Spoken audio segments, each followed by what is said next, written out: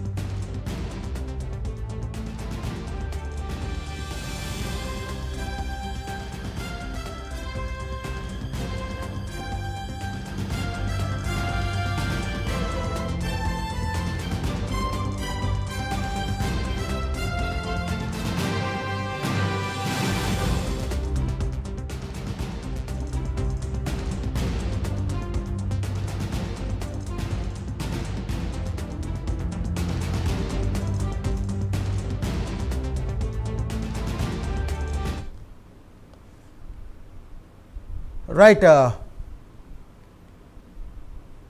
సంబంధం లేని విషయాలు మాట్లాడితే కనుక బోడిగుండుకు మోకాలికి ముడిపెట్టకు అని మనం తరచూ అంటుంటాం. కానీ ఇక్కడ గుండుకు ఉపాధి హామీ హాజరు ముడిపెట్టారు. ఇక ఈ ఘటన మహబూబాబాద్ జిల్లా ఇనుగుర్తి మండలం కోమటిపల్లిలో చోటు చేసుకుంది.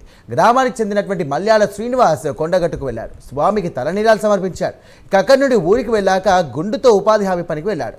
పనులైన తర్వాత ఫీల్డ్ అధికారి హాజరు నమోదు చేసే క్రమంలో ఫేస్ సెగ్రిగేషన్ యాప్ అతన్ని గుర్తించలేకపోయింది. పలుమార్లు ప్రయత్నించినప్పటికీ వీలు కాలేదు. ఇక తలపై జుట్టు లేకపోవడం దీనికి కారణమంటూ కూడా గుర్తించారు. చివరకు ఓ మహిళ తన జడను అతని తలపైకి ఉంచగానే హాజరు నమోదైంది. ఈ దృశ్యాలు అక్కడున్నటువంటి వారిలో నవ్వులు పోయించింది. ఈ వీడియో ఇప్పుడు సోషల్ మీడియాలో తెగ చక్కర్లు కొడుతోంది. ఇక ఇప్పటికైనా ఫేస్ రికగ్నిషన్ యాప్లో ఇబ్బందులు రాకుండా అధికారులు చూడాలంటూ కూడా కూలీలు ఈ సందర్భంగా కోరుతున్నారు.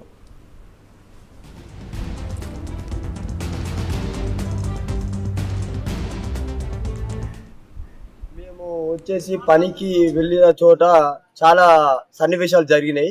ఇప్పుడు ఫేస్ అనేది మాకు ఫోటోలల్లో రావడం లేదు.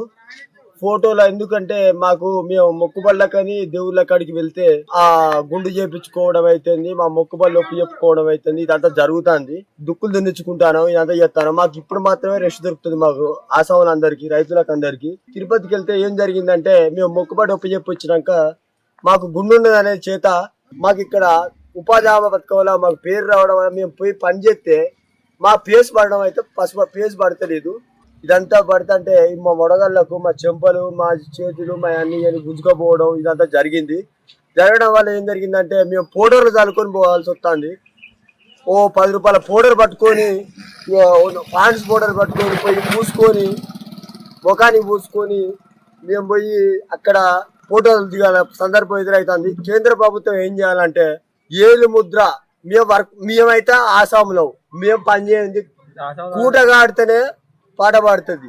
ఏందైతే మాకు రెక్కాడితేనే డొక్కాడే జీవితాలు మా అందరి. ఏం జరిగిందంటే కేంద్ర ప్రభుత్వం మా ఏలు ముద్రలు, మా ఫేస్ రికగ్నైజేషన్లు ఇవన్నీ బంద్ చేసి మాకు కేంద్ర ప్రభుత్వం సహాయం చేయాలని దయచేసి కోరుకుంటున్నాం.